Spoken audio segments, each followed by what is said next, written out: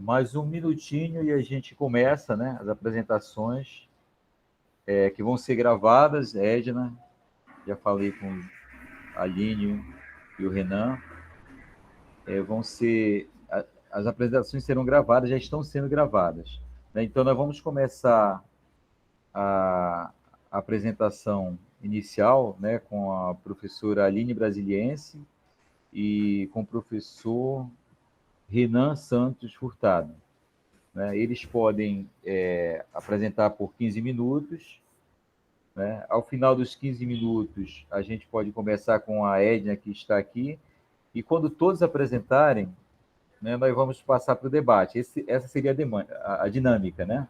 E o tempo é esse. Tá certo? Então, Aline e Renan, né, vocês podem ficar aí à vontade, né, para fazer a apresentação. Nós temos uma pequena plateia, bem pequena, mas enfim, tem a Edna aí, parece que a Rosinene está assistindo, né, colega? Sim. Agora já apresentei um, agora eu vou apresentar esse outro. Tá bom, então? Apresentei lá, agora eu vou apresentar aqui. Tá certo. Então eu vou passar para a Aline, né, a palavra, e para o Renan, e aí vocês podem ficar à vontade para usar aí o tempo. Boa tarde. Tá, ok. Obrigada. Boa tarde. Bom, boa tarde a todos que estão presentes, Damião, faculdade, pessoal do apoio, os colegas aqui. O nome da nossa comunicação, né, na verdade, é um relato de experiência, e a gente vai estar falando um pouquinho, então, disso, de uma maneira bem breve. O título do nosso relato é Filosofia e Interdisciplinaridade na Escola de Aplicação da UFPA em tempos de ensino remoto. Essa é de fato uma experiência que a gente começou a trabalhar, a gente iniciou, na verdade, no período da pandemia. Já tínhamos experiências interdisciplinarizantes também, como eu falei pela manhã na disciplina VIP, mas a gente aprofundou um pouco mais essa ideia em torno de 3 disciplinas, que foi filosofia, educação física e sociologia. A professora, infelizmente, não está aqui por conta do limite, né, de alturas, mas ela também esteve participando ativamente com a gente nessa construção dessa vivência. Daí, então, foi uma experiência que a gente trabalhou, como eu falei, construímos desde o período da pandemia e ainda estamos executando atualmente. O relato de experiência de hoje também foi um trabalho que se transformou em um artigo, e o que a gente vai apresentar hoje traz muitos elementos e partes desse artigo, né, com esse tema aí. Então, de modo geral, como eu falei, a gente vinculou as 3 disciplinas, filosofia, sociologia e educação física, e construímos temas aí que pudessem dialogar. Então, a gente tem aulas semanais, digamos, segunda e terça das disciplinas, e na sexta a gente reservou para essa comunicação, para esses temas integradores. Então, a nossa apresentação vai ser dividida em um primeiro ponto na perspectiva da BNCC, quando ela apresenta essa ideia da interdisciplinaridade como seu foco principal, e depois a gente vai falar propriamente da experiência que a gente vivenciou na escola com relação a essa proposta interdisciplinar. Vou falar um pouquinho da relação da filosofia com as outras disciplinas, e também Renan vai falar como é que foi essa vivência para a educação física, que eu gostaria de destacar que é extremamente importante, né, e legal da gente pensar, já que a educação física a gente é vista, né, sobretudo pelos alunos, como uma disciplina que teria um enfoque muito em torno de algo pragmático, né, corporal, que não teria muitas outras opções de se pensar a educação física. A gente vê que, na verdade, a situação é completamente diferente. Então, vou passar para o Renan, ele vai falar um pouquinho dessa abordagem da BNCC. Depois eu retomo para falar um pouquinho dessa experiência com relação à filosofia e a parceria que a gente fez, e finalizo com o Renan aí, tá bom?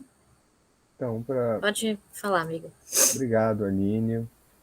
Boa tarde para os colegas que estão aqui presentes, enfim, dos campos de trabalho, de estudo, vinculados à filosofia. Esse é um trabalho que a gente tem desenvolvido também num sentido de buscar compreender como é que a gente poderia dar algumas respostas no nosso contexto de trabalho ao que tem sido colocado pelas políticas de currículo, e aí a Base Nacional Comum Curricular é a última expressão disso, e também no campo das reformas educacionais, e aí a gente, como nós trabalhamos no ensino médio, a gente destaca a Lei 13.415.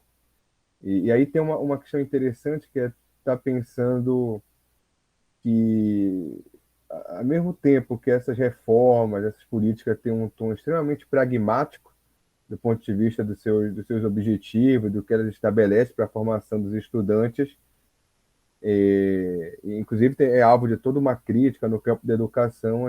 Nós podemos encontrar também algumas possibilidades bem interessantes lá no contexto da escola para nós estarmos retraduzindo ideias como, por exemplo, trabalho integrado, áreas de conhecimento, interdisciplinaridade, então em voga nessas políticas e reformas.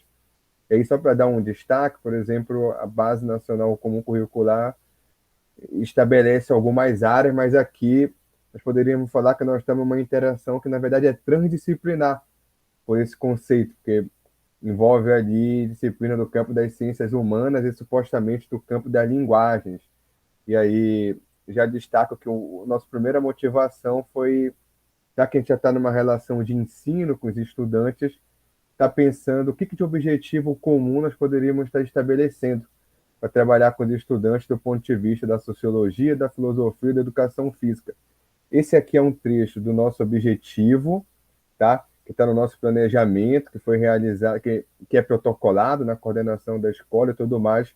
Eu gostaria de ler para dizer assim, o que nós queríamos com esse trabalho do ponto de vista enfim, para os estudantes. Apresentar, analisar e debater as principais problemáticas que envolvem os conceitos de sociedade e cultura, bem como o tema da ciência e arte, conexão com a reflexão sobre o corpo e as práticas corporais de forma interdisciplinar. Então, esse primeiro objetivo já destaca aí conceitos e ideias das 3 disciplinas: sociedade, cultura, ciência, corpo, práticas corporais. E como todo objetivo, tendo em vista o quê? Tendo em vista a formação de estudantes capazes de compreender como as diferentes áreas de conhecimento podem realizar análise conjunta sobre diferentes questões da vida humana. Então, era para mostrar, para perspectivar para os estudantes que nós podemos estar tratando de modo integrado, interdisciplinar, diferentes temáticas da vida humana, da vida em sociedade, e aí um destaque sem hierarquizar. Né? A principal característica do trabalho interdisciplinar é sem hierarquia entre esses campos de conhecimento, que já a Aline vai mostrar como isso se desenvolvia nas aulas. Aqui é só uma competência 6 da área de Ciências Humanas da BNCC, que para nós também era um guia. O estudante deve adquirir a capacidade de fazer escolhas alinhadas ao exercício da cidadania e ao seu projeto de vida, com liberdade, autonomia, consciência crítica e responsabilidade. Então, isso era algo também que nos norteia, pensar esse processo de autonomia, enfim, tudo em volta da formação democrática, da formação de valores democráticos também na educação escolar. Pode seguir aí, Aline.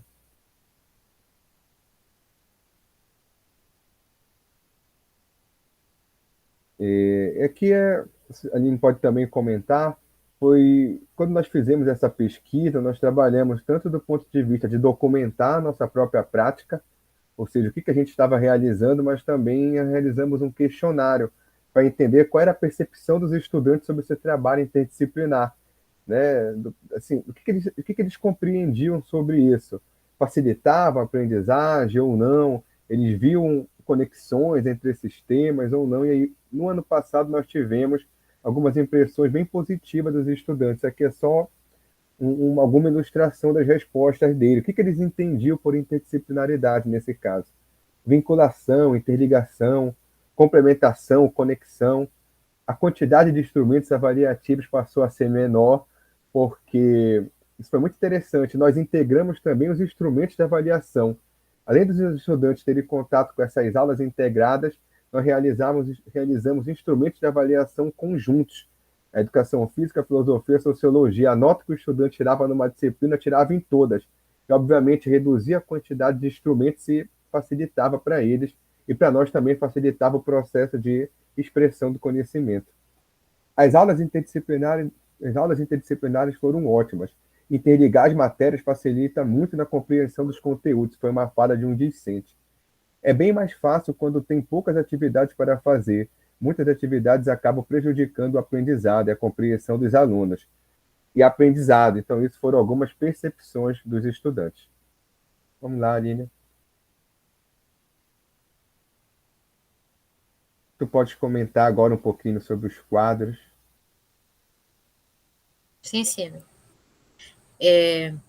A fala do Renan foi muito interessante quando ele coloca que a gente está trabalhando não só de uma maneira inter, mas também trans, né? Porque a gente costuma pensar, quando a gente fala em interdisciplinaridade de ciências humanas, né? Pensando nas ciências humanas, né? A filosofia, apesar de não ser uma ciência humana, sempre está aí no bonde desse grupo aí, né? Mas a gente está fazendo um trabalho que também é trans, porque a gente está envolvendo uma área de linguagem, né? Como eu falei na educação física, eu lembro que quando a gente iniciou esse trabalho, a gente perguntou a eles se eles viam como a educação física poderia se vincular, por exemplo, com a filosofia e a sociologia, e eles, a princípio, ficaram relutantes. Mas então isso é muito interessante, mostrar novas abordagens, e mostrar também que os saberes não estão assim separados, né?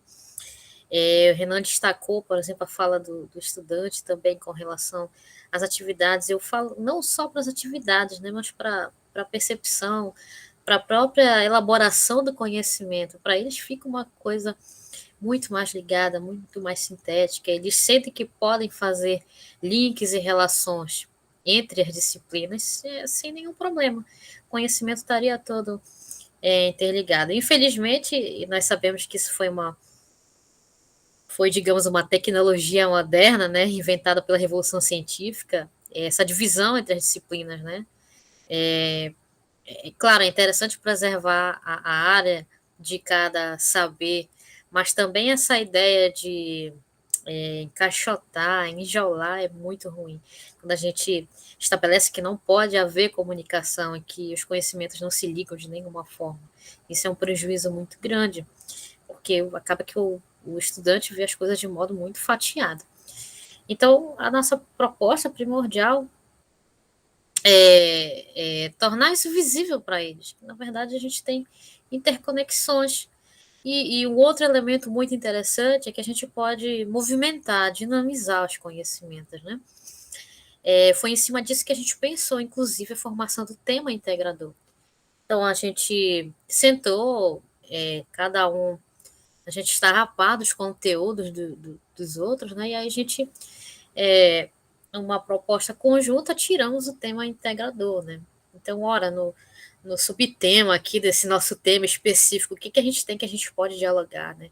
O que o tema das práticas corporais, cultura, pandemia, pode dialogar com a antropologia filosófica, e aqui na sociologia também, né? Relações entre indivíduo e sociedade, o que a gente poderia tirar disso tudo?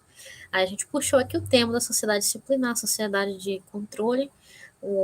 Por exemplo, o Michel Foucault foi um autor-chave aqui, que conseguiu fazer conexões entre vários elementos aí. O conceito de jogo é um conceito muito legal que a gente trabalha, a educação física traz o elemento jogo enquanto prática corporal, e, por exemplo, a filosofia já entra com o conceito enquanto algo de parte da natureza humana, como o Schiller, né, que nós conhecemos também. Então, há esse diálogo, né, a gente está conseguindo trazer essa proposta dialogal, e o aluno consegue perceber, então, que há pontos interligados, que o conhecimento não está fracionado. Então, como vocês visualizam aqui na tabela, a gente trabalha com esses temas específicos nas nossas aulas. Na escola de aplicação, durante a pandemia, a gente colocou momentos síncronos e assíncronos. E os momentos síncronos são dia de segunda, quarta e sexta, né? Sendo que os outros 3 dias ficam para momentos assíncronos, que é onde a gente posta atividade, tira dúvidas, etc. Então, nesses dias síncronos, a gente usa 2 dias para trabalhar os nossos temas específicos e tira uma sexta para fazer a proposta do tema integrador. Trabalhamos, sim, as especificidades, né? Disciplinar. A gente sabe que tem coisa que são muito particulares, né? Então, a gente trabalha justamente nesses dias. E na sexta, a gente faz essa integração, né? Esses pontos de contato. Esse aqui foi nosso tema integrador 2, a gente tirou o tema indústria cultural, cultura de massa. A ideia aqui justamente a gente colocou, né, a construção desse quadro aqui para mostrar que é um tema pensado, né, em conjunto, não é algo aleatório ou pensado com base em alguma inclinação pessoal. A gente faz com base em nosso conteúdo de fato, né? Então, aqui a gente tirou do tema maior, esporte, corpo, saúde, pandemia, arte, cultura, poder, diversidade nas relações cotidianas. E pensando nos subtemas, a gente puxa o tema integrador, levando também em consideração alguns outros elementos da BNCC, quando ela aponta, né, determinadas habilidades, uma construção da argumentação e tudo mais. Então, a gente leva isso em conta para também estar construindo isso aí. E aqui o nosso último tema. Esse ano eu estou apresentando o panorama aqui de 2020. Na verdade, esse ano a gente tem mais temas, porque a escola de aplicação no ano de 2020 começou um pouquinho mais tarde, devido à organização, para a implementação do ERE, ensino remoto. Então, a gente teve poucos temas. Esse ano de 2021 a gente construiu muito mais temas também em conjunto. Então, o que eu estou mostrando aqui é um relato de experiência, que a gente está mostrando aqui é um relato de experiência do ano passado, né? E a gente tem um tema, por exemplo, muito específico com relação à ciência, que é o tema aqui das orientações epistemológicas, né, com Popper e com, por exemplo, em filosofia. E a educação física já vai trabalhar com a história, constituição contemporânea, pandemia. Sociologia entra com ciência, tecnologia e valores. E a gente se perguntou o que é que a gente poderia debater, né? Daí a gente percebe que a ciência seria um ponto em comum, assim como nos outros três blocos lá, a gente viu que tinha conceitos e temas em comum. Então, a partir disso, a gente tira. E, lógico, sempre pensando na funcionalidade de movimentar o conhecimento, de abordar questões contemporâneas, né? Também é uma diretriz da BNCC, que o aluno consiga repensar a cotidianidade, eventos, né, da sua vida e tudo mais. Então, a gente tenta retirar o tema integrador, levando todas essas nuances, né, aí em comum. No caso da filosofia, a experiência que a gente está tendo com as outras disciplinas tem sido muito relevante,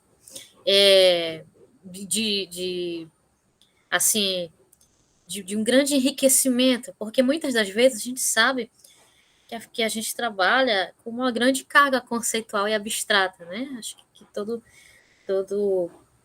profissional da área sabe que a gente tem muito esse lado, que às vezes torna a disciplina talvez um pouco pesada. É aquela coisa de ser um pouquinho difícil, né, para o aluno compreender ou articular com outros conhecimentos. Então, o vínculo, a comunicação com a educação física e com a sociologia consegue também mostrar como o pensamento filosófico consegue ser aplicado, consegue ser vinculado com as outras disciplinas, consegue ser pensado para questões do cotidiano, como, por exemplo, a pandemia, né? Quando a gente foi abordar, esse ano a gente está abordando cultura, então a gente trouxe elementos aí de preconceito, xenofobia, tudo isso são abordagens, né? São questões contemporâneas e que a gente mostra, então, que a filosofia consegue estar vinculada, consegue estar pensando em torno desses temas atuais, consegue estar colaborando com outros saberes, né? Como, por exemplo, a educação física, considerada por tantos discentes como a disciplina que é vinculada ao corpo, é vinculada somente ao esporte. E a gente mostra que não é. A abordagem do professor Renan também é uma abordagem diferenciada que colabora muito para esse diálogo. Então, do ponto de vista da disciplina, e eu acho que a gente não trouxe aqui o gráfico para não ficar muito extenso, mas a gente fez a pesquisa, né, que foi elaborada pela professora de Sociologia, a Verga. Ela construiu esse gráfico, né, e mostra o feedback positivo dos alunos, né? Ela construiu, né, naquele gráficozinho, né, com feedback, se não acharam bom, razoável, positivo. Então, a receptividade deles, né, a avaliação de 80%, né, 85%, é uma avaliação muito boa, né, em torno da experiência que eles estão tendo com essa proposta aí, interdisciplinar. Então, tanto para o nosso trabalho, para os nossos diálogos, né, entre disciplinas, entre saberes, quanto para o aprendizado, né, o que é o mais importante, né, ver se a coisa dá certo, ver se tem receptividade, se está colaborando para o aprendizado. A gente vê que sim, né, que isso está acontecendo. De minha parte é isso. Se Renan também quer comentar? Não, tô contemplado até pelo. A gente comprou o tempo aqui, mas qualquer coisa a gente vai sanando no debate. Eu penso que são muitas questões, é um trabalho que nós ainda estamos nos desafiando para aprimorar, inclusive pensando a ideia disso se expandir no currículo da escola, quer dizer, a gente tem provocado no sentido de que a gente pode fazer isso com as ciências da natureza, com a matemática, e de certo modo estimula a cultura escolar também. A gente tem visto colegas tentados a pensar sobre isso, e a gente acredita que é uma contribuição interessante para a escola, para a formação dos estudantes, e que a gente, de algum modo, vai tentar potencializar de um modo mais consistente no currículo da instituição e também quando retornar às aulas presenciais. Né? É isso. Obrigado também pela atenção de vocês. Obrigada, gente, pela atenção de todos. Bom, a gente agradece aos autores, Aline Brasiliense e Renan Santos, uma experiência, né, um relato de experiência muitíssimo interessante, que facilmente vai se transformar, ou pode se transformar, né, num estudo, num artigo, né, mais para frente. A gente vai deixar para o final, né, o debate, se a Aline puder ficar e o Renan, né, para a gente continuar falando um pouco, talvez, sobre coisas que eles disseram. E aqui na sala, pelo que eu consigo ver, tá a Edna, né, da lista dos expositores. Não sei se tem mais alguém. Tô sim, tô aqui, professor. Eu vou passar agora, então, para a Edna a palavra, que possa fazer a exposição do seu trabalho.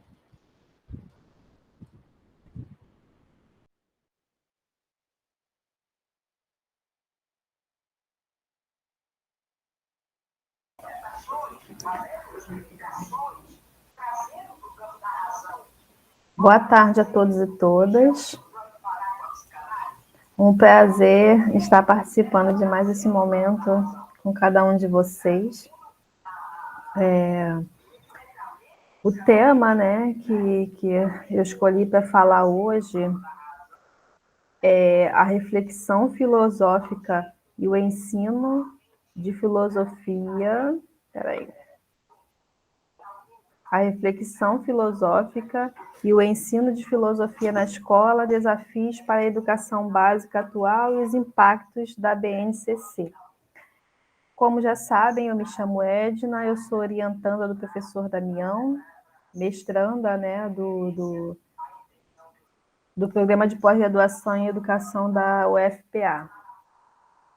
Falar sobre esse tema, assim, é algo realmente muito importante, e participando hoje das atividades da jornada, da conferência e depois, né, da outra mesa, foi muito importante porque durante a manhã muito foi falado sobre a questão da reflexão filosófica, do lugar que a filosofia, né, vai ocupar na BNCC, se é que há lugar.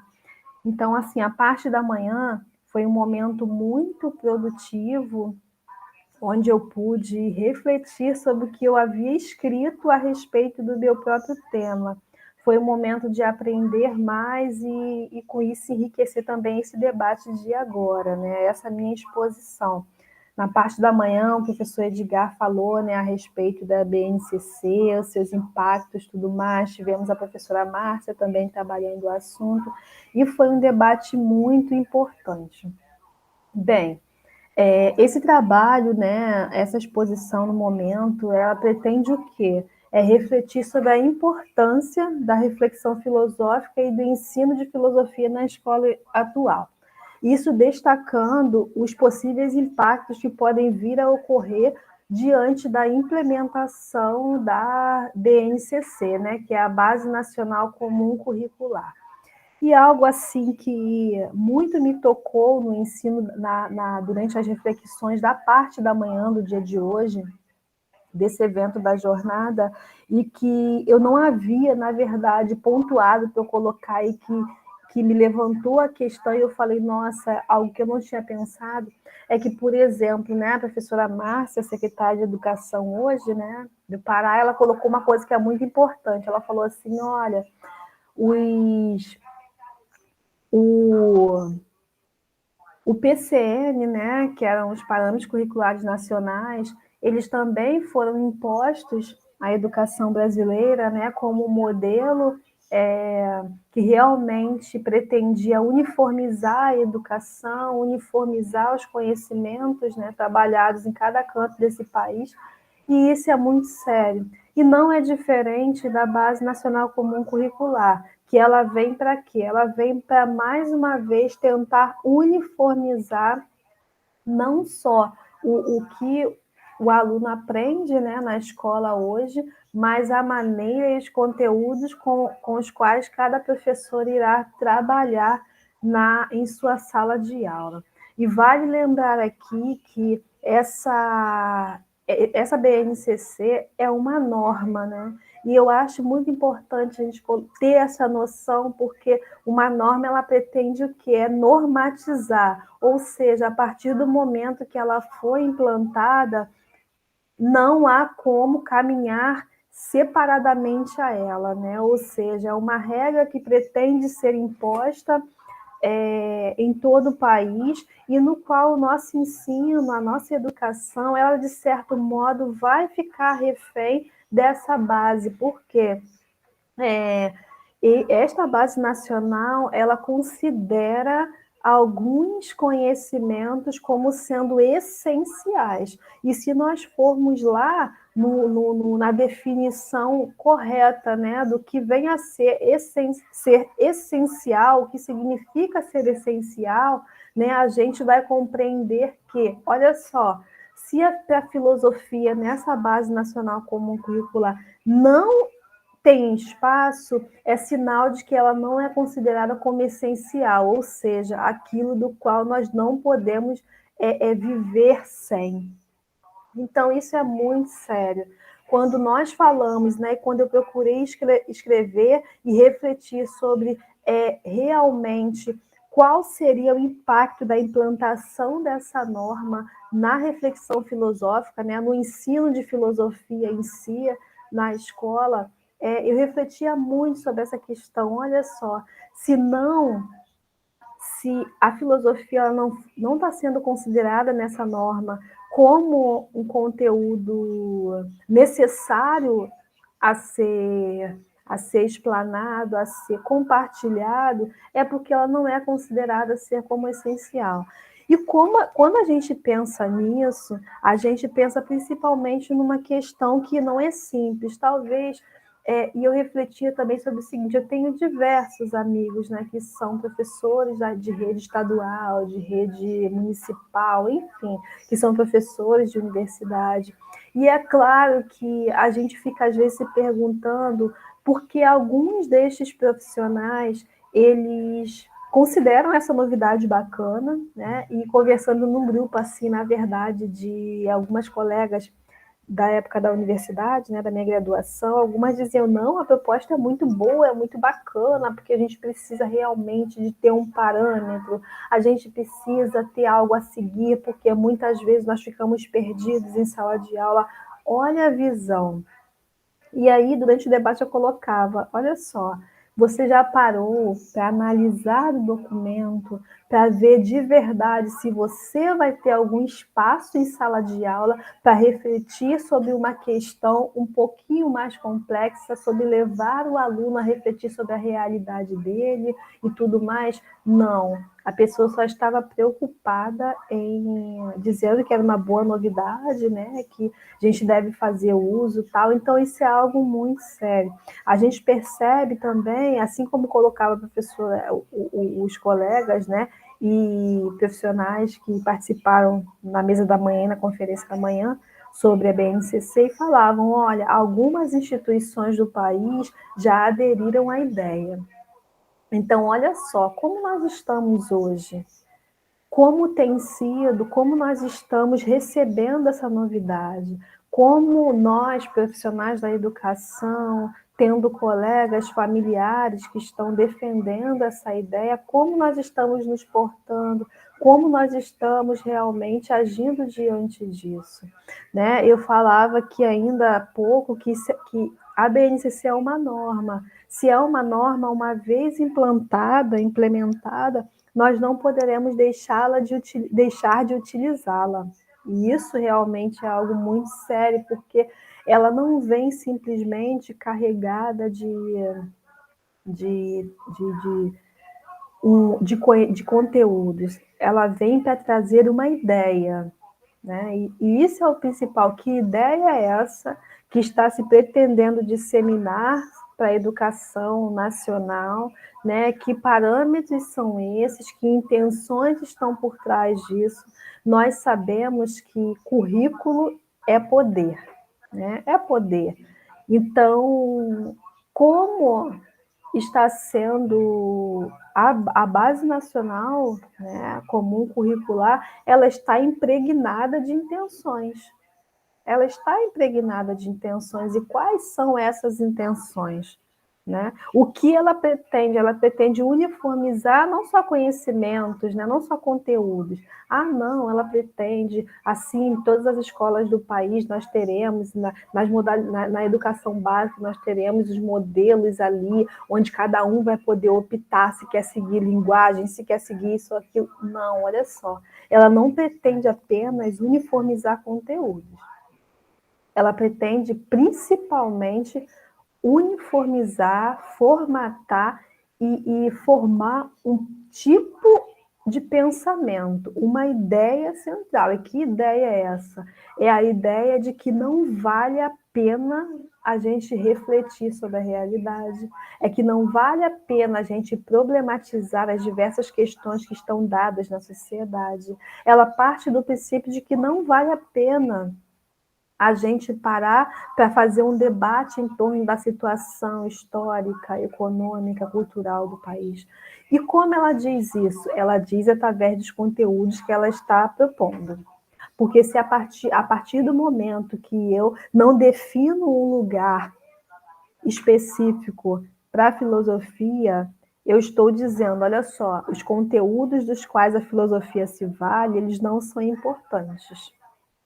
A reflexão filosófica ela não é importante, merece atenção muitos outros conteúdos, aqueles conteúdos talvez que vai me ajudar a formar simplesmente o engenheiro, ou advogado, ou pedagogo, ou profissional de letras, ou educador físico, ou o químico, simplesmente o profissional que não pensa, o profissional que não reflete sobre as suas questões.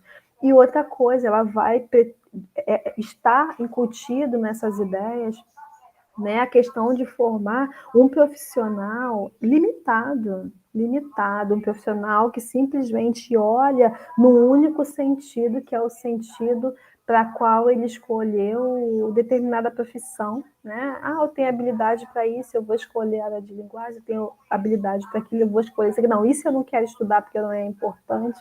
E aí ela vai limitando, ela vai formatando esse aluno. Seguindo essa linha, um autor que é importante, assim, que merece ser refletido, e foi com base nele que eu escrevi esse trabalho, essa ideia, né? Que é Rancière, Jacques Rancière, porque Jacques Rancière vai trabalhar a questão da perspectiva do professor emancipador, e não simplesmente um professor explicador, né? aquele que simplesmente vai chegar e vai passar um conteúdo, vai passar algo já pronto. Quando Jacques Rancière fala a respeito de o professor ser um mestre emancipador, ele está falando também do professor aproveitar as oportunidades que lhe estão sendo postas para trabalhar o aluno numa perspectiva emancipatória. E aí nós podemos pensar que perspectiva é essa diante da BNCC? Qual é o papel do professor diante da implantação dessa norma?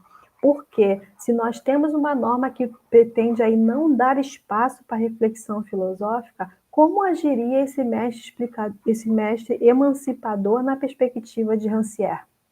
Qual seria o papel do professor diante de uma turma onde ele precisa trabalhar os conteúdos simplesmente pautados na BNCC, né? Então, assim, a gente vê que quando o Rancière define o mestre emancipador como ideal para nós pensarmos e trabalharmos a educação atual e a nossa realidade, ele vê principalmente como aquele que é capaz de, mesmo nas situações mais difíceis, conseguir levar o aluno a pensar sobre si mesmo e pensar sobre a realidade que está dada.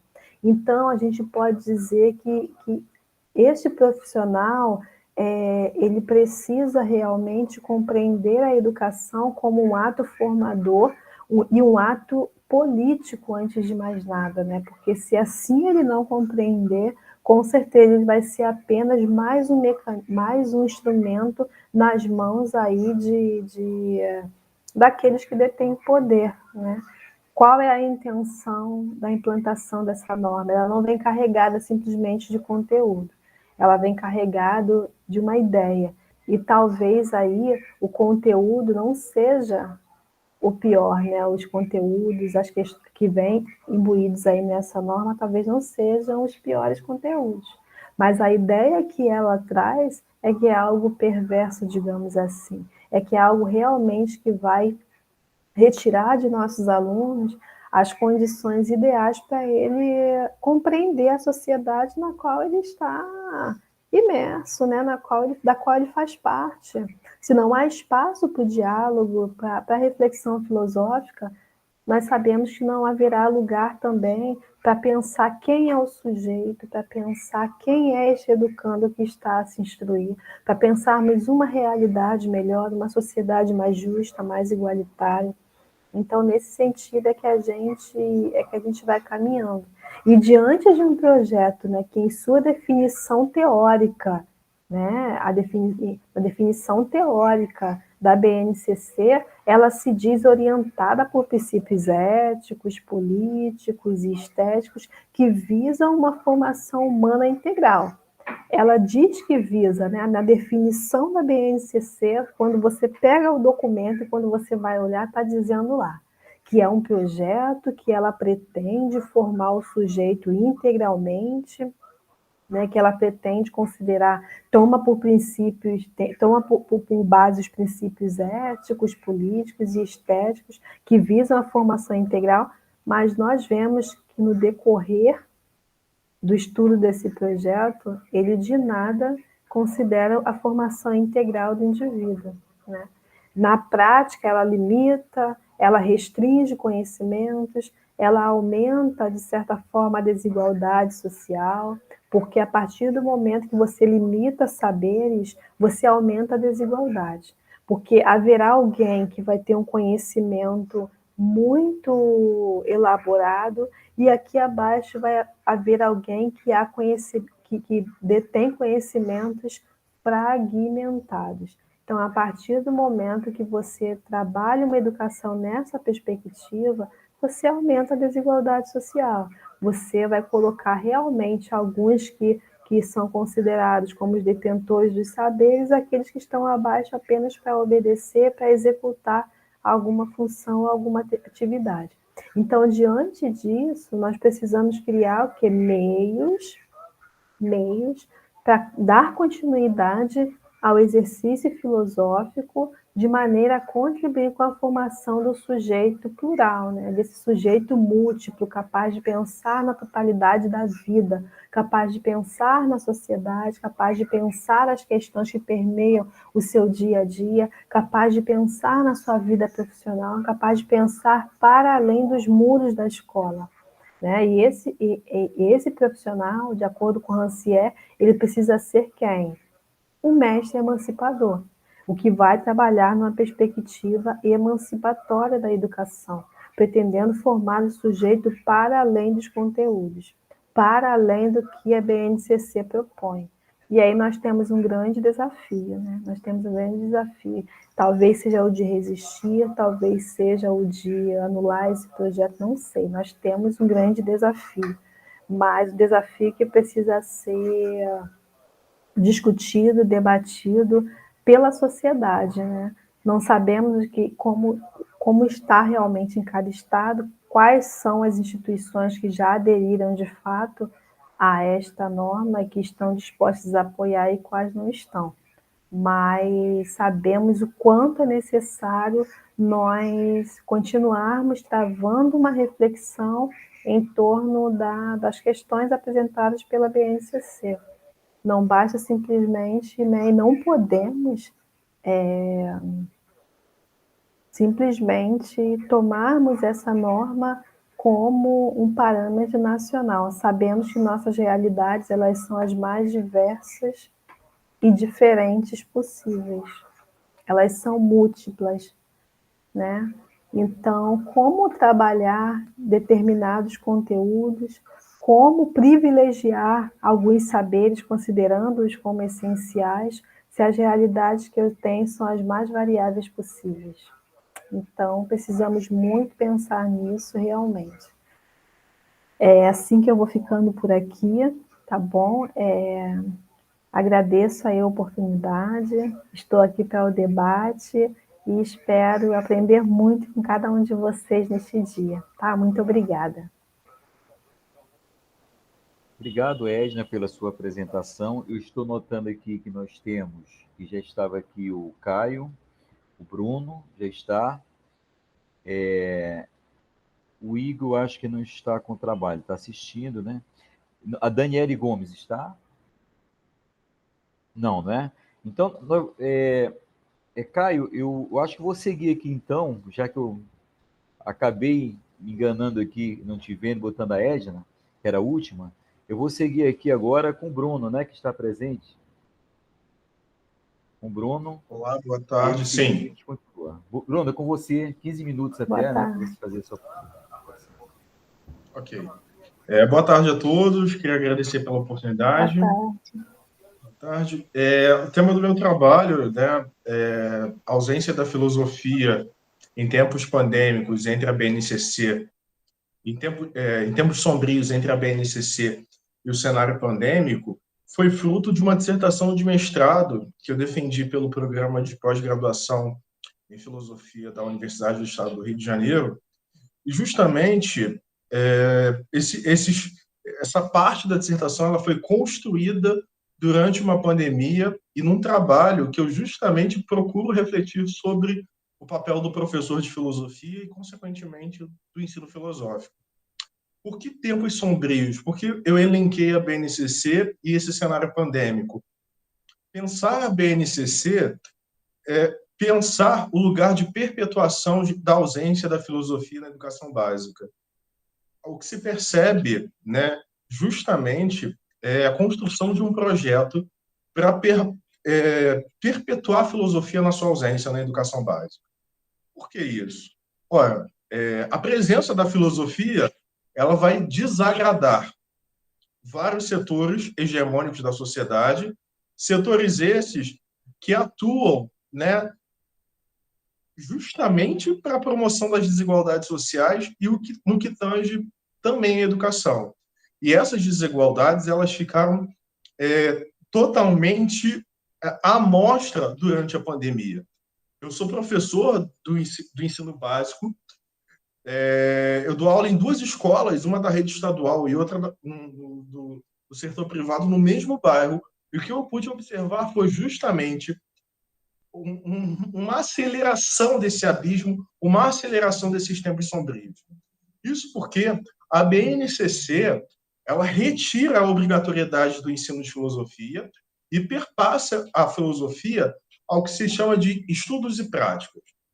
A BNCC, ao lugar de organizar o ensino, visa desorganizar o ensino.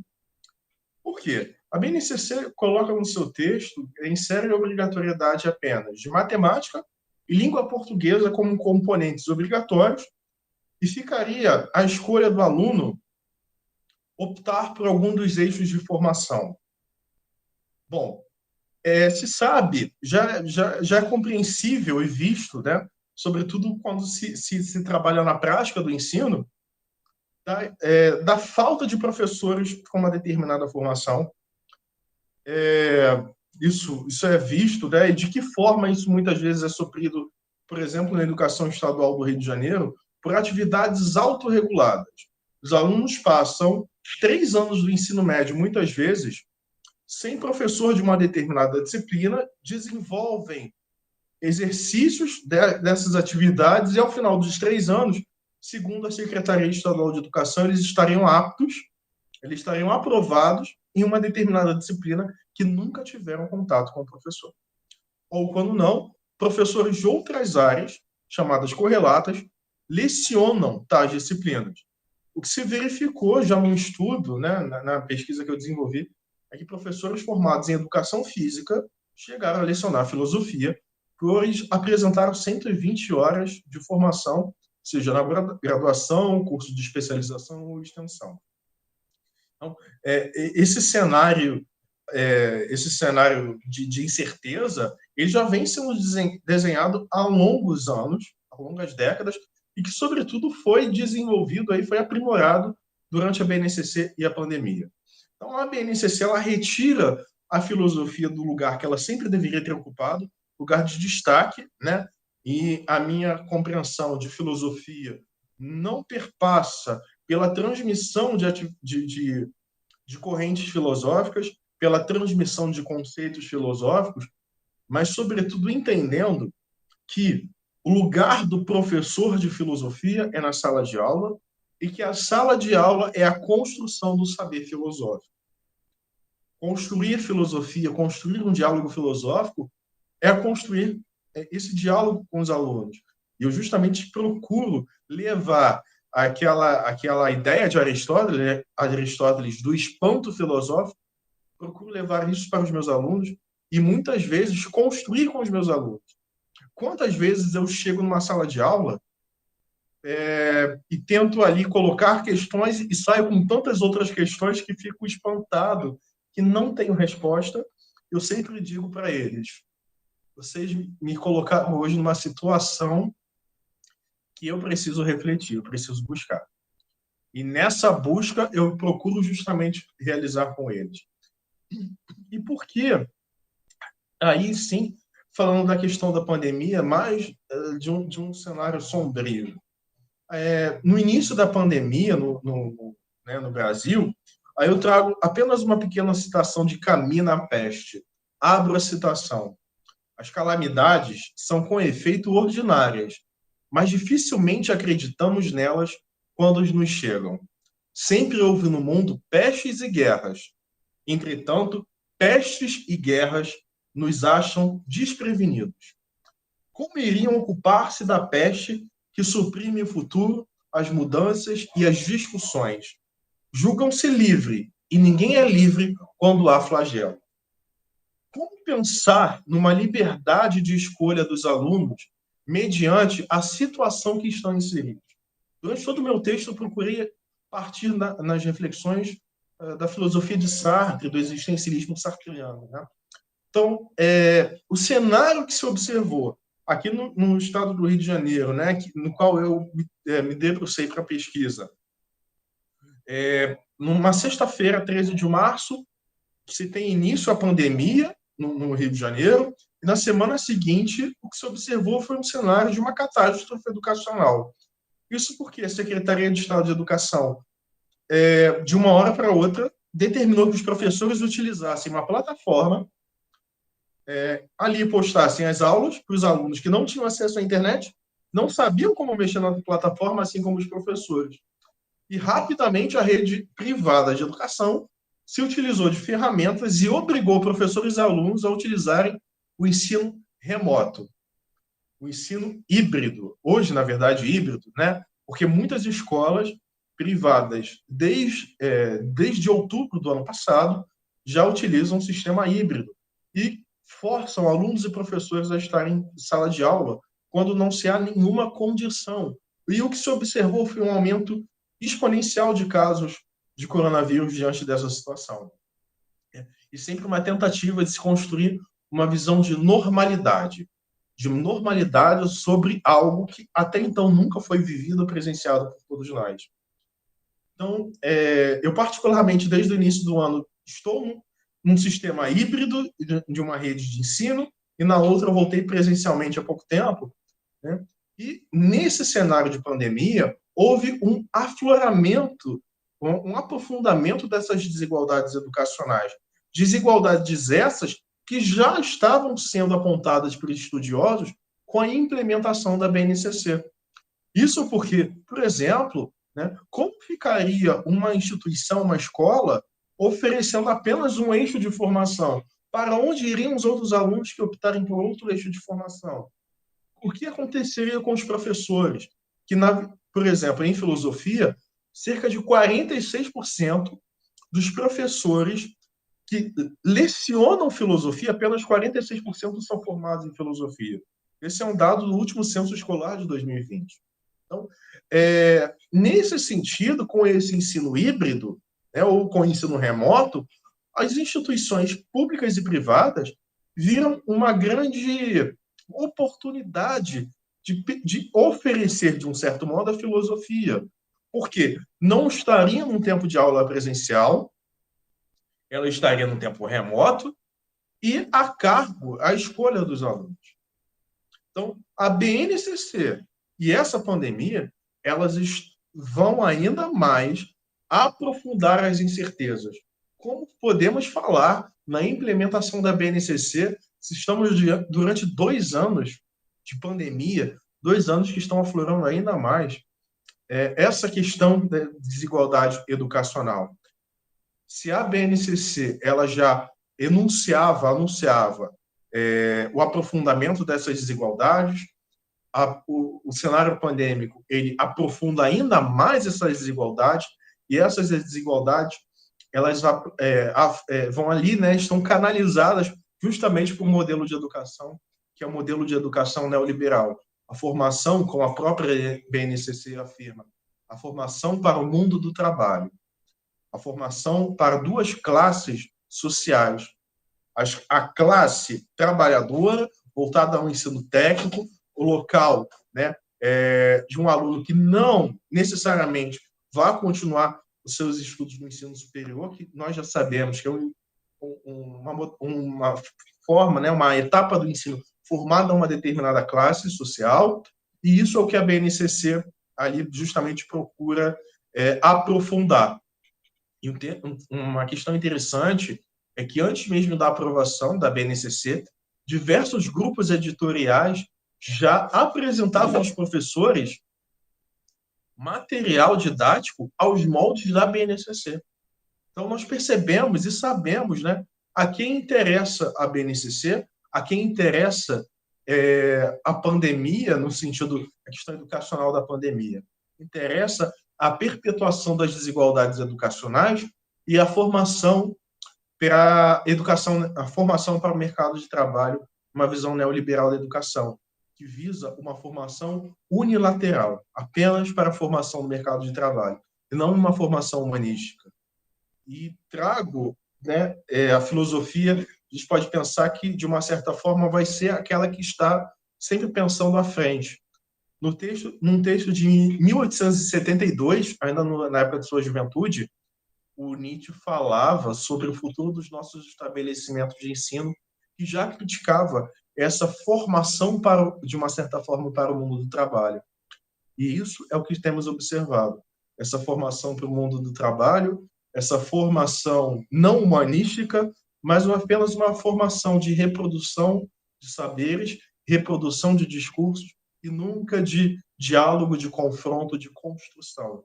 Porque sabemos que todas essas questões vão de embate a um status quo que sempre aparece aliado a uma classe hegemônica, a um discurso hegemônico, uma educação de classes.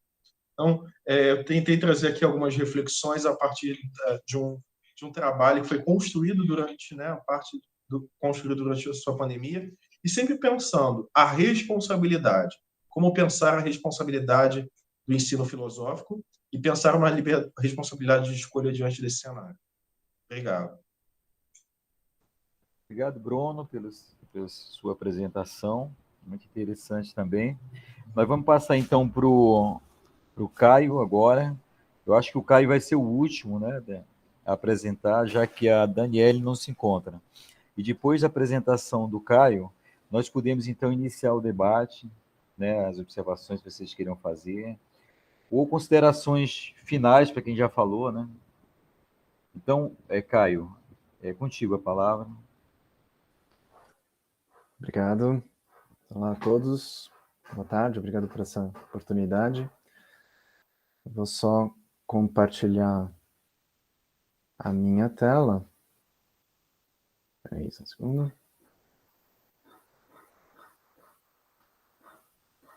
Okay.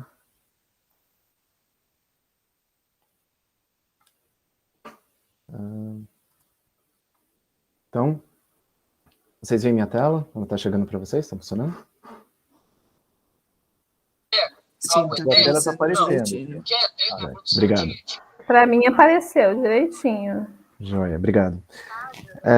Bom, então, a minha ideia hoje aqui na verdade, olhar para o ensino de filosofia, mas pensando a relação do ensino de filosofia com o ensino de ciências, né? Então, é muito comum a gente reivindicar o potencial para interdisciplinaridade, ou a vocação que a filosofia tem para interdisciplinaridade, afinal de contas, ela não tem um objeto definido, ela diz respeito à totalidade. E nesse sentido, que acho que é importante a gente olhar com um pouco mais de atenção para as relações que o ensino de filosofia estabelece com o ensino de outras disciplinas. E no caso, eu trago a área de ciências da natureza aqui para discutir, e como isso aparece na BNCC. Né? Então, para fazer algumas observações iniciais, quando eu falo aqui de ensino de filosofia e de ensino de ciências, eu estou me referindo... tem um duplo sentido essas expressões, né? Eu estou me referindo, por um lado, ao ensino de filosofia e ao ensino de ciências como aquilo que efetivamente ocorre na escola, na sala de aula, ou seja, a prática propriamente escolar do ensino, mas eu também estou me referindo à pesquisa em ensino de filosofia e à pesquisa em ensino de ciências, ou seja, essas duas áreas como áreas de pesquisa na academia, né? A pesquisa acadêmica que olha para o que acontece na escola e procura refletir sobre isso. Então eu vou usar essas expressões nesse duplo sentido, né? E o que eu pretendo fazer aqui, então, é uma fala em duas partes. No primeiro momento, o que eu pretendo defender aqui é que existe um abismo separando essas duas áreas, né, uma dificuldade de comunicação entre essas duas áreas, de ensino de filosofia e de ensino de ciências, e, no entanto, uma necessidade dessa comunicação, uma importância dessa comunicação do ponto de vista educativo, e pretendo exemplificar isso a partir de duas áreas caras da filosofia, que são a epistemologia e a ética, que a meu ver são duas áreas que são muito propícias para esse encontro do ensino de filosofia e do ensino de ciências, mostrando que esse encontro ele é possível, ele é desejável educacionalmente falando, muito embora ele esteja muito aquém do que poderia. Né? E não pretendo de maneira nenhuma esgotar as possibilidades de interação entre ensino de filosofia e ensino de ciências com essas duas áreas, são só como exemplo. E por fim eu quero discutir um pouco as dificuldades de fazer esse diálogo acontecer que surgem a partir da BNCC. Esse diálogo que sempre foi difícil, na verdade, ele se torna mais difícil com a BNCC e com a reforma do ensino médio que a gente está vivendo nesse momento. Então, olhando da perspectiva do ensino de ciências, e aí eu vou dar alguns exemplos, mas eu vou falar principalmente dentro das ciências da natureza, Eu vou falar principalmente da perspectiva da biologia, essa é a minha especialidade, né? Mas muito do que eu vou dizer poderia ser aplicado ao ensino da física, ao ensino da química, etc. Mas existe, então, essa ideia, essa discussão, e esse consenso, eu diria, na área de ensino de ciências, de que o objetivo do ensino de ciências, ele frequentemente é referido pela expressão alfabetização científica, né? Então, essa expressão, ela designa o que seria o objetivo do ensino de ciências, o que se espera obter, o que se espera atingir quando a gente ensina ciências, né? E essas duas autoras, Cecília e Carvalho, elas fazem uma revisão de vários trabalhos sobre o tema de alfabetização científica e chegam a o que elas chamam de eixos estruturantes, que seriam 3 componentes principais que dão conta, ou procuram dar conta, daquilo que se entende como alfabetização científica. Ou seja, em outras palavras, o que se espera de um aluno ao término da sua escolarização básica, quando a gente ensina ciências, né, da perspectiva do ensino de ciências, é que ele, por um lado, tem uma compreensão básica de termos, conhecimentos e conceitos científicos fundamentais, e geralmente quando a gente pensa em ensino de ciências, é isso que vem à mente, né, que o aluno saiba o que é a mitocôndria, que o aluno saiba o que é a teoria da evolução, enfim. Mas o que é consensual no ensino de ciências é que o ensino deve ir muito além disso, ele não deve se limitar a isso, né? O ensino de ciências, ele deve também fazer com que o aluno atinja uma certa compreensão daquilo que se convencionou chamar de natureza das ciências, eu vou explicar um pouco melhor esse termo, e dos fatores éticos e políticos que circundam sua prática, o que significa basicamente dizer que o aluno deve ter uma certa compreensão do que é a própria ciência, o que é o conhecimento científico e a ciência como atividade que o produz, e como isso está relacionado e com questões que são de natureza ética e política, né? E, por fim, o aluno deve ter um entendimento das relações existentes entre ciência, tecnologia, sociedade e meio ambiente, ou seja, entender como a ciência ela não está destacada da sociedade que a produz, mas ela está inserida nessa sociedade, portanto, estabelece complexas relações com a sociedade. O aluno deve ter uma compreensão geral desses 3 componentes ou eixos para a gente entender que a gente atingiu o que a gente gostaria com o ensino de ciências. E o interessante de notar, eu também vou falar um pouco mais disso, é que a ciência, nessa busca por atingir a alfabetização científica, o ensino de ciências, já faz muito tempo recorre à filosofia, em especial a filosofia da ciência, para buscar aí ajuda, para buscar recursos para atingir esse objetivo. Mas, interessantemente, ela não está buscando tanto ajuda no ensino de filosofia, mas especificamente na filosofia. Vou trabalhar um pouco melhor essa ideia e explicar o que significa. Então, partindo para os 2 exemplos, né, de como que o ensino de ciências e o ensino de filosofia podem, a meu ver, devem dialogar, muito mais do que dialogam. Um exemplo vem da epistemologia. Então, do ponto de vista do ensino de filosofia, acho que não preciso dizer muito, nós estamos aqui entre educadores e filósofos, não é? E a epistemologia, enfim, é uma área fundamental da filosofia, que é de especial interesse para o ensino de ciências, e é daí que vem essa expressão que eu tinha mencionado, natureza da ciência, que é uma expressão muito utilizada hoje no ensino de ciências, que basicamente quer dizer, eu tentei resumir aqui o construto, mas basicamente significa as características do conhecimento científico, seu processo de produção e validação, né? Então, o aluno, ele deve não só ter conceitos e teorias, a compreensão de conceitos e teorias científicos, mas ele deve entender como o próprio conhecimento científico é produzido e validado, e o que é esse conhecimento científico, né? E aí, só para dar alguns exemplos, né, do que isso significa, existem várias pesquisas empíricas no mundo inteiro, com diversos públicos, que mostram que tem muitas concepções do que é a ciência e o conhecimento científico que são bastante... Alguns autores usam a palavra ingênuas, inclusive, né? Enfim, alguns usam inadequadas, mas são bem complicadas, né? Então, do tipo, o conhecimento científico como verdade absoluta e imutável. Então, muita gente tem essa ideia de que conhecimento científico é um conhecimento que, uma vez provado cientificamente, ele não pode mudar mais, porque já é a verdade, então não tem mais como mudar e é indiscutível, né? E, portanto, continua assim para sempre. O progresso da ciência também é visto como um progresso linear cumulativo, muitas vezes, né? Então é só uma questão de descobrindo mais coisas. Essas descobertas são feitas por meio de um método científico universal, que tem quase o formato de uma receita de bolo, é quase um siga esses passos nessa ordem, você fará ciência, né? E a ciência como uma ciência neutra, uma ciência que não tem relação nenhuma com valores, aliás, é totalmente alheia à nossa mundanidade aqui da sociedade, né? Então, esses são alguns exemplos de concepções muito comuns sobre a ciência que são muito complicadas do ponto de vista da filosofia, né? Se a gente olha para a epistemologia da ciência, tudo isso aqui é desbancado fácil, né, na epistemologia da ciência. E esse reconhecimento da importância de que o aluno entenda isso, de que a ciência, o progresso na ciência não é simplesmente linear e cumulativo, de que a ciência, o conhecimento científico não é uma verdade absoluta e imutável, enfim, de que a ciência também tem diversas relações com valores. E esse tipo de reconhecimento remonta pelo menos ao século XIX, segundo alguns historiadores da área de ensino de ciências, mas ganha muita força e explode a partir do fim da década de 80. Então, hoje, essa discussão, esse tipo de discussão que busca na filosofia recursos para pensar como a gente ensina ciências, principalmente a natureza da ciência, é uma discussão intensa e de muitas publicações, uma produção intensa na literatura acadêmica da área, internacionalmente falando, e que, no entanto, eu acho que é interessante notar que que fica um tanto quanto à margem das discussões em ensino de filosofia. E vice-versa, né? Eu vou, enfim, falar um pouco mais disso também. E só para dar alguns exemplos de como esse tipo de discussão é importante do ponto de vista da formação desse cidadão, que a gente quer formar, é só a gente pensar no que existe de fake news hoje em dia, né, e como a gente tem que lidar com esse problema, esse é um grande problema na nossa sociedade, e como que a gente sabe no que a gente confia, no que a gente não confia. E aí, né, enfim, tem vários exemplos aqui, mas alguns temas atuais. Então, a questão do tratamento precoce chamado, tratamento precoce contra a Covid-19, funciona ou não funciona? Como a gente sabe, né? Como o cidadão sabe se funciona ou se não funciona, em quem ele confia? E, por exemplo, também a questão da segurança e da eficácia das vacinas, né? Que tipo de efeito colateral pode ter, se realmente funciona, se não funciona. Essas questões são questões que dependem de uma capacidade do aluno de avaliar as afirmações científicas que aparecem na mídia e que envolve uma dimensão que é epistemológica, porque diz respeito à validação do conhecimento científico, né? O que é esse conhecimento, como ele é produzido e como ele é validado.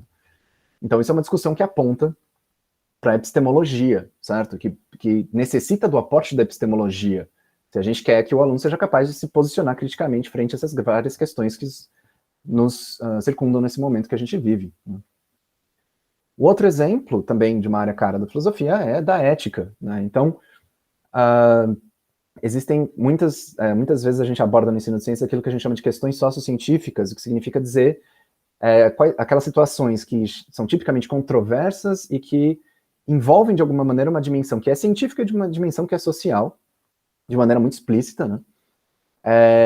E tem relação, frequentemente, com dilemas éticos, né? E aí tem relação também com outra área bastante conhecida, que é a da bioética, hoje em dia. Então, de novo, só para dar alguns exemplos, né? Desde alguns exemplos que são clássicos, então, aborto, eutanásia, como é que a gente se posiciona frente a isso, né? Até questões atuais, de novo, relacionadas ao momento pandêmico que a gente está vivendo, como a obrigatoriedade da vacinação, do uso de máscara, e como que a gente decide quem ocupa um leito de UTI quando a gente tem mais pessoas precisando do que leitos disponíveis, que tipo de critério a gente aplica. Ora, isso são situações que envolvem questões éticas profundas, difíceis de lidar, e ao mesmo tempo envolvem conhecimentos que vêm das ciências, nesse caso das ciências biológicas. Então, por exemplo, discutir a obrigatoriedade da vacinação, a possível obrigatoriedade da vacinação, será que deveria ser ou não obrigatória, envolve uma discussão ética, né, do que se representa eticamente, ser obrigado ou não, ou, enfim, escolher vacinar-se ou não vacinar-se, mas também passa por um entendimento do que é a própria vacina, de como funcionam os testes que dão confiabilidade para a vacina, de qual é o mecanismo, de como é que isso funciona, certo? Então, isso são exemplos de questões que envolvem, de um lado, conhecimentos científicos, de outro lado, uma discussão que vem da ética, e, portanto, precisa do aporte da filosofia, e mostra como o aluno, que, enfim, que a gente pretende que seja, no final do processo, preparado para lidar com essas questões, ele vai precisar desses dois lados para poder lidar com esses problemas, né?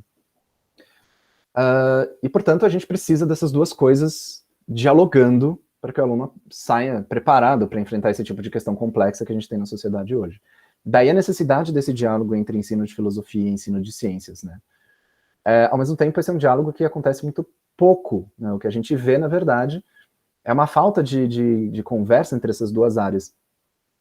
Tanto no âmbito da escola, essas iniciativas que existem, que são muito interessantes de diálogo entre essas duas áreas, elas não são a regra, infelizmente. E do ponto de vista da pesquisa acadêmica, é interessante notar que essas literaturas, elas são muito separadas, né? A literatura do ensino de ciências e a literatura do ensino de filosofia, elas dialogam muito pouco. Não tem muito cruzamento entre autores, referências. Então, são áreas que estão discutindo de maneira mais ou menos independente, apesar de estarem discutindo questões de interesse comum. E aí, só para mostrar rapidamente como isso aparece na BNCC, eu trouxe alguns exemplos, né, de passagens, vou mencionar muito rapidamente, mas, só para dizer, os documentos anteriores que a gente tinha, então o PCN+, o OCN, reconheciam de uma maneira um pouco mais explícita essa possibilidade de diálogo, então os PCN faziam algumas menções cruzadas entre, né, as humanas e as ciências da natureza, os OCN fazem várias citações explícitas, e na BNCC a gente tem uma situação um pouco mais complicada, porque a gente tem na área das ciências humanas, na BNCC, a filosofia, ela eu usei esse termo rarefeito, acho que, enfim, talvez eu tenha sido até um pouco bondoso, mas acho que não preciso explicar muito mais essa expressão. E na área das ciências da natureza, existem alguns apontamentos tímidos, bem tímidos, no sentido de uma discussão que possa remeter à filosofia, né? Mas, como a gente vai ver, são bem tímidos mesmo. Então, por exemplo, né, diz lá na seção das ciências humanas da BNCC, que é uma das coisas, né, a competência específica 1, que é uma das competências lá da BNCC, diz que o aluno deve ser capaz de analisar processos políticos, econômicos, sociais e ambientais a partir de procedimentos epistemológicos e científicos. Ora, a ciência, ela própria é um processo político, econômico, social, ambiental e cultural. Né? Então, analisar a própria ciência a partir de procedimentos epistemológicos e científicos remete a um estudo da epistemologia da ciência. Né? E tem uma passagem na seção das ciências da natureza da BNCC que diz que os estudantes apliem as habilidades investigativas, apoiando-se em análises quantitativas e na avaliação e na comparação de modelos explicativos, que é um grande tema para a filosofia da ciência, né, para a epistemologia da ciência. Então, a discussão sobre os modelos explicativos, como eles funcionam, qual a sua validade, como eles podem nos dizer alguma coisa sobre o mundo, né? Então, aponta na direção da necessidade de uma discussão filosófica no âmbito da epistemologia. Uma outra seção das ciências humanas da BNCC diz o entrelaçamento entre questões sociais, culturais, permite aprofundar no ensino médio a discussão sobre a ética. Né? E, para tanto, os estudantes devem dialogar com noções básicas como respeito, etc., em situações concretas. Ora, como eu havia dito anteriormente, né, para discutir sobre ética em situações concretas, se a gente pensar em situações concretas que envolvem as ciências, como eu dei alguns exemplos aqui, isso requer uma discussão que vem da filosofia, da ética, e que vem também das ciências da natureza para informar essa discussão. O risco de separar essas duas coisas é que a discussão na filosofia ela fique muito etérea, muito abstrata, e nas ciências ela fique muito rasa, muito superficial, um achismo. Né? Então daí a necessidade de encontrar as duas coisas. E uma passagem na seção das ciências da natureza da BNCC diz que os alunos, enfim, esperado que eles sejam capazes de elaborar propostas de intervenção pautadas em evidências, conhecimentos científicos e, de novo, princípios éticos e responsáveis. Sabe? Ou seja, existe uma relação cruzada aí, né? Uma demanda cruzada dessas áreas. E essa última, vou falar muito rapidamente, essa última seção é da seção de ciências da natureza, que fala também sobre a questão das fake news, que eu tinha mencionado, como filtrar esse mundo de informação que chega para a gente, no que eu confio, no que eu não confio, e, portanto, como é que eu reconheço o que é um conhecimento científico confiável, isso passa por uma discussão que é epistemológica, e como que eu assumo atitudes éticas e responsáveis da sociedade. Ele levanta também, essa passagem levanta alguns exemplos de como, por exemplo, as tecnologias derivadas do DNA levantam dilemas éticos importantes para a sociedade toda, e, de novo, lá embaixo, ressalta a importância de discutir questões que são éticas, morais, políticas. Ou seja, existe essa demanda, né?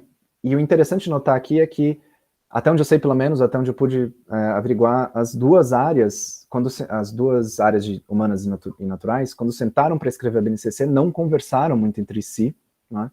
Daí também, isso só reflete essa falta de diálogo, né? Elas não conversaram muito entre si, e isso me leva a uma preocupação grande, que ora, nós temos a necessidade desse diálogo, certo? Se o que nós queremos é formar, afinal, cidadãos críticos, capazes de enfrentar os desafios da sociedade, e, portanto, existe a necessidade desse diálogo entre ensino de filosofia e ensino de ciências, mas esse diálogo, ele sempre foi difícil, né? Enfim, esse abismo que separa as humanas das ciências, ele não é de hoje, a gente sabe bem, e, no entanto, a BNCC parece dificultar ainda mais esse diálogo na medida em que fica difícil a gente pensar, porque as áreas são tratadas separadamente, então fica difícil a gente pensar como elas poderiam interagir. A gente só consegue encontrar essas pontes quando a gente quer procurar essas pontes, elas não estão explícitas, elas não estão tão na cara assim. E, ainda por cima, a reforma do ensino médio ela traz a ideia dos itinerários formativos, que frequentemente são organizados por área, ainda que não exista uma necessidade legal, uma obrigatoriedade legal de que esses itinerários formativos sejam estabelecidos por área. É o que eu tenho visto acontecer nos sistemas de ensino e também nas escolas particulares, até onde eu pude acompanhar. Esses itinerários são tipicamente pensados em áreas. Isso significa que o aluno vai escolher seguir um itinerário na área de ciências naturais ou um itinerário na área de ciências humanas, e, portanto, o espaço interdisciplinar, aí, de interação entre essas áreas, ele fica prejudicado, fica mais difícil, né, ele fica mais engessado esse formato.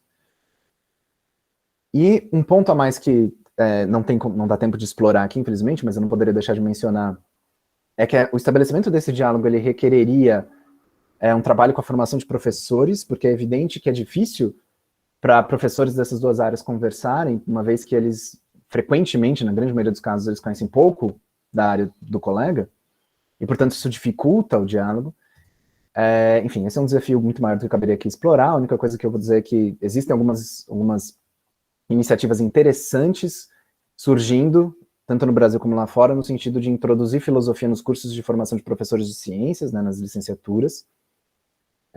E existem também, na pesquisa acadêmica, algumas tentativas bastante incipientes ainda de tentar atrelar essa discussão de ensino de filosofia com ensino de ciências, mas isso está bem no começo, está engatinhando ainda. No Brasil, menos ainda, eu vejo quase nada, na verdade, disso acontecendo. E daí, enfim, meu apelo aqui, minha defesa, da necessidade da gente buscar caminhos de aproximação entre ensino de filosofia e ensino de ciências, da gente buscar pensar como a gente poderia trazer essas duas coisas juntas e fazê-las conversarem, se o que a gente tem em vista é a melhor educação possível para os nossos alunos. Então, é isso que eu tinha para dizer. Muito obrigado. Tempo. Sair daqui. Obrigado. Bom, então nós terminamos as apresentações todas. Agora vamos perguntar, né, para vocês se alguém gostaria de fazer algum questionamento, alguma pergunta. Né, parabéns, né, ao Caio pela exposição. A Edna está dizendo, eu também, né? Parabéns, certamente. Então vamos para o debate aí. Ainda temos tempo, né? Pouco de tempo. Eu acho que essa sessão pode ir até às 18, não é isso? Edna. Eu me inscrevi aqui porque, primeiramente, queria parabenizar aí cada um dos colegas que apresentou, né? Colegas que apresentaram realmente tocaram em questões muito importantes, assim, de uma maneira muito clara. Parabéns a todos e todas.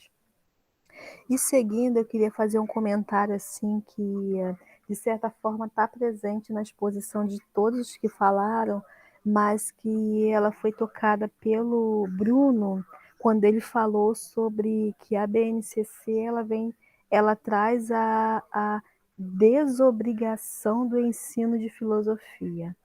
E eu ficava pensando muito a esse respeito. Eu acho que é algo que nós necessitamos refletir diariamente em todas as instâncias, né? Principalmente no ambiente de trabalho, com colegas da universidade, com os professores, enfim, com a sociedade. Porque essa desobrigação, ela nada mais, nada menos é do que dizer assim, olha, a filosofia não é importante. Porque, como eu falei lá no começo, a BNCC, na sua definição legítima, lá no texto, ela vem dizendo que o intuito é de formar o cidadão integral, com base em princípios éticos, políticos e tudo mais.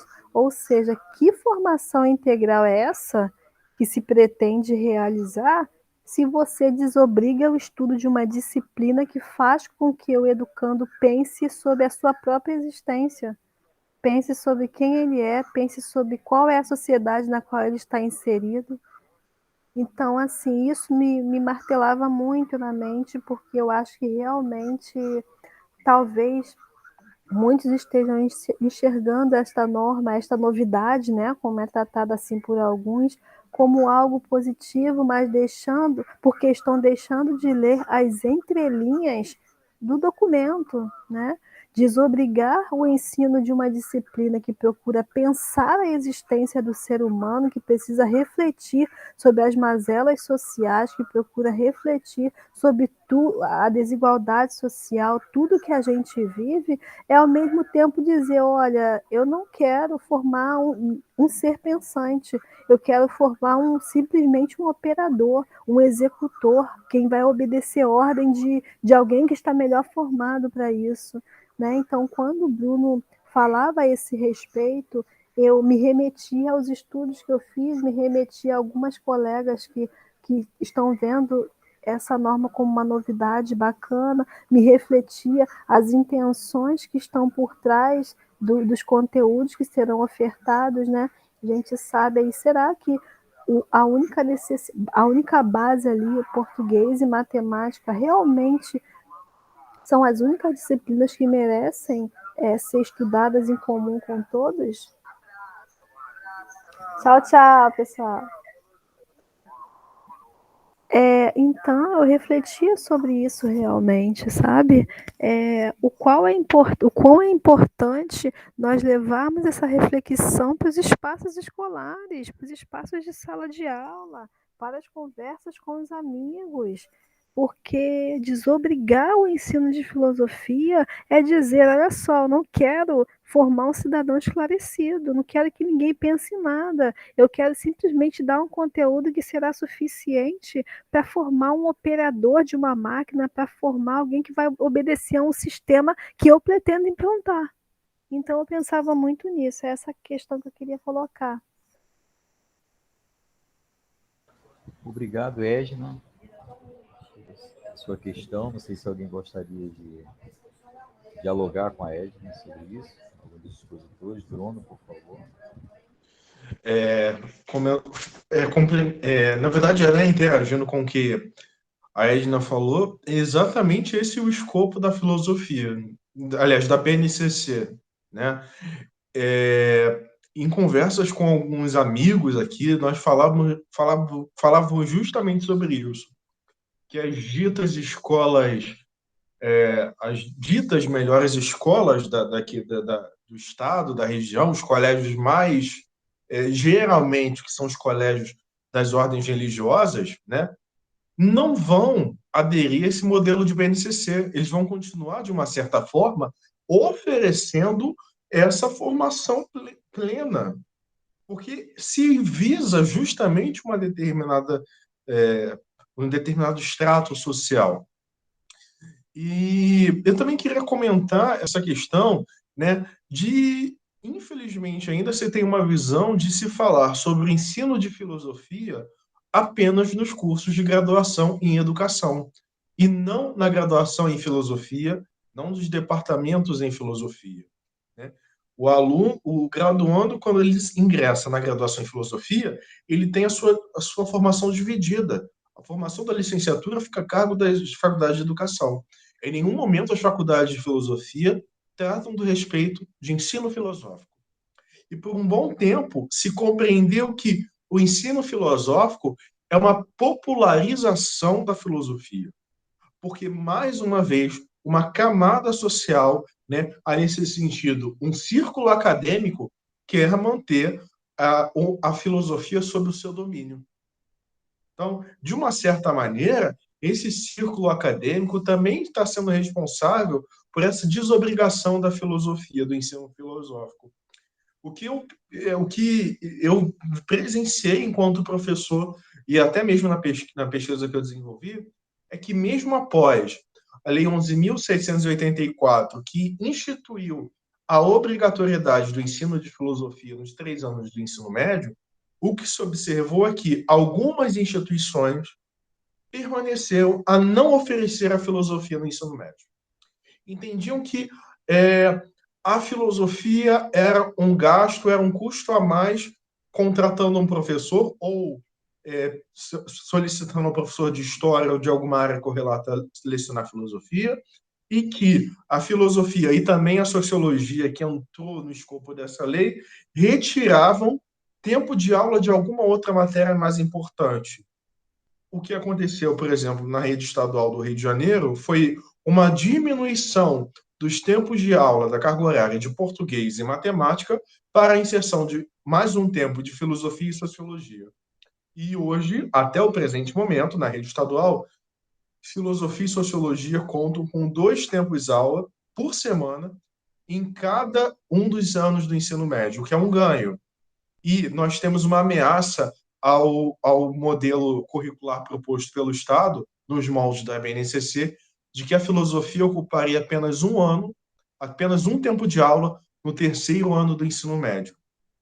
E isso tem sido discutido justamente durante a pandemia. Os professores não têm participado dessas discussões porque muitas vezes não chegam a eles.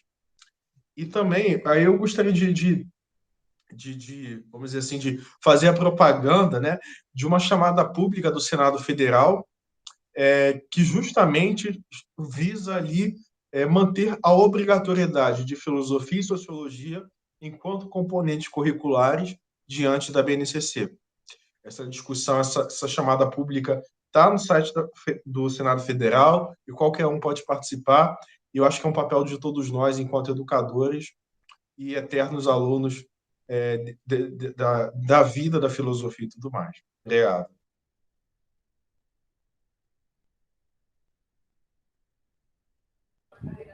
Bom, ainda temos um pouco de tempo, mas alguém gostaria de se manifestar, fazer um complemento, um comentário, uma pergunta? Ainda temos tempo para isso. A palavra fica franqueada.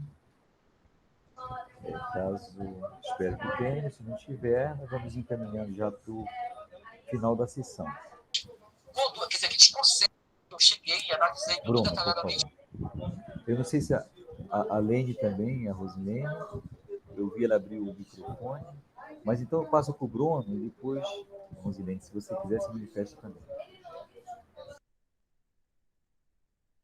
Oi, perdão, eu acho que eu não tinha baixado a mão, eu apertei por engano. Tudo bem, tá certo. Lene, você gostaria de se manifestar? Só queria agradecer aos colegas, gostei muito das exposições, né? E desse viés mesmo de falar a filosofia, como ela está sendo colocada dentro dessa nova BNCC, que eu concordo muito com a Edna, que ela é extremamente excludente, né? E que ela não melhora nada dentro do processo educacional, pelo contrário, né? Ela representa um retrocesso muito grande, um retrocesso dentro das lutas mesmo da nossa disciplina. E eu gostei muito, muito mesmo de como vocês trabalharam, de como vocês colocaram isso. Só queria agradecer a oportunidade de estar participando aqui, ter essa oportunidade de ter uma reflexão bem detalhada da BNCC com a filosofia. Obrigado a todas, obrigado a todos e a todas. Ok, Lene. Mais alguém? Ainda temos tempo. Eu estou aqui insistindo, mas caso não haja mais ninguém, vamos agradecer, né? Juntamente com a Lene, a todos e a todas, pelas exposições, dos trabalhos, né? Que vão poder ser consultados, mas só o resumo, no caderno de resumos, que eu acho que já está pronto esse caderno, no site. Possivelmente nós ainda iremos abrir um edital, né, uma espécie de edital para publicação de um dossiê na revista aqui do PGFIO, da Poena, acerca da BNCC, do ensino de filosofia, ou seja, um tema relacionado ao nosso encontro. E aí, quem tiver disposição, a gente vai divulgar, aproveitar nesses contatos que nós já temos com vocês para fazer essa divulgação. Quem tiver disposição poderá ainda submeter, né, o seu trabalho ao nosso dossiê. Vai ficar um pouco pós-encontro, né? Não deu tempo de fazer nem antes nem no meio, mas eu já estou aqui divulgando para vocês a nossa intenção. né? Interessante, vocês já fizeram aqui uma divulgação, inclusive aqui essas apresentações estão sendo gravadas, aqui. Nós vamos ter, de certa forma, aqui acesso à totalidade da exposição de vocês, mas eu acho que é sempre interessante, né, divulgar de uma outra forma, de maneira mais completa, talvez, né, mais sistematizada até, né, num artigo. Então, fica já aí o aviso, né, para vocês todos. Agradecer aí a Márcia, né, pelo apoio que deu na sala. E, bom, eu acho que a gente pode, então, encerrar a sessão de hoje. Fica o convite para a gente continuar participando da jornada. Agora, ela volta na próxima semana, de novo, terça e quinta, né, 2 dias. Temos ainda uma programação interessante, confiram lá no site do evento. Né?